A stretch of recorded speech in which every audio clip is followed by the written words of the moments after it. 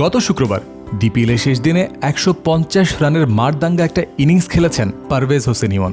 সেদিনই ১৬ বছর পর ঢাকা লিগের শিরোপাও জিতেছে তার দল মোহামেডান। চ্যাম্পিয়ন হতে মোহামেডানের সামনে অনেক যদি কিন্তুর সমীকরণ ছিলই, তবে সর্বপ্রথম যে করণীয় তাদের ছিল তা হলো আসরের শেষ ম্যাচে চিরপ্রতিদ্বন্দ্বী আবাহনীকে বড় ব্যবধানে হারানো।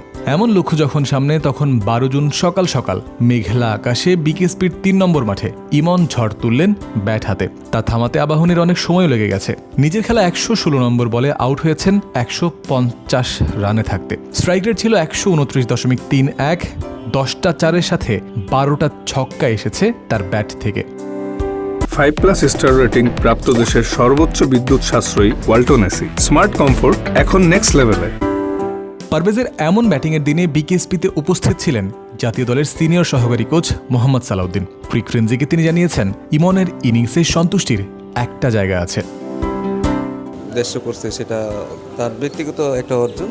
আর দিন শেষে আমি সবসময় হিসাব করি যে তার যে অন্য উদ্দেশ্য একটা আছে সেইটা কি তার কাজে লাগছে কিনা। কারণ তার সাথে যখন কথা বলছিলাম সে বলতেছে না স্যার রেঞ্জ হিটিংটা ভালো হয়েছে। ইট মিনস সে কিন্তু তার পারপাসটা সে তার দিকে ছিল যে সে আসলে কোন পারপাসে সে ব্যাটিংটা করতেছে। কোচের কথার সূত্র ধরেই পরবর্তীতে ইমনের কাছে জানতে চাওয়া হয়েছিল একই প্রসঙ্গে। এই ব্যাটার জানিয়েছেন, রেঞ্জ হিটিং ভালো হওয়ার বিষয়টা তাকে কনফিডেন্স দেবে।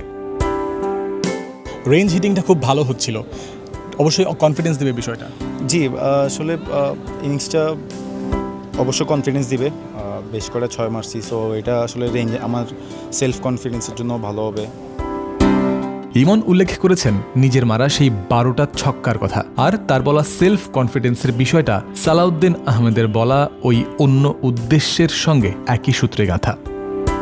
কারণ যখন তার এখানে রেঞ্জ হিটিংটা ভালো হয়েছে তার মানে তার 2 দিন পরে একটা সিরিজ আছে, সেটা তার কাজে লাগবে। ভালো লাগে এখন যে ছেলেরা আসলে তার পারপাসফুলি প্র্যাকটিস করে এবং পারপাসফুলি তার ম্যাচের সাথে অ্যাডজাস্ট করার চেষ্টা করে। তো এইগুলোই আসলে এখন ভালো লাগে যে ছেলেরা অনেক ম্যাচগুলো হচ্ছে। খেলছেন 50 ওভারে ডিপিএল, কিন্তু লক্ষ্য অস্ট্রেলিয়ার বিপক্ষে টি-20 সিরিজ। প্রস্তুতিও সেই উদ্দেশ্যেই। ইমনের কাছে বিষয়টা এমনই ছিল। টাইগার ক্রিকেটাররা মানসিক দিক থেকে অনেক বেশি স্বচ্ছতার জায়গায় এখন। শিষ্যরা নিজেদের বুঝতে পারছেন আগের থেকে অনেক বেশি ক্ল্যারিফাইড জায়গায় থেকে। কোচ সালাউদ্দিনের জন্য তা অনেক বেশি তৃপ্তির বিষয়। জয়ন্ত বিন্দু, ক্রিক ফ্রেন্সি।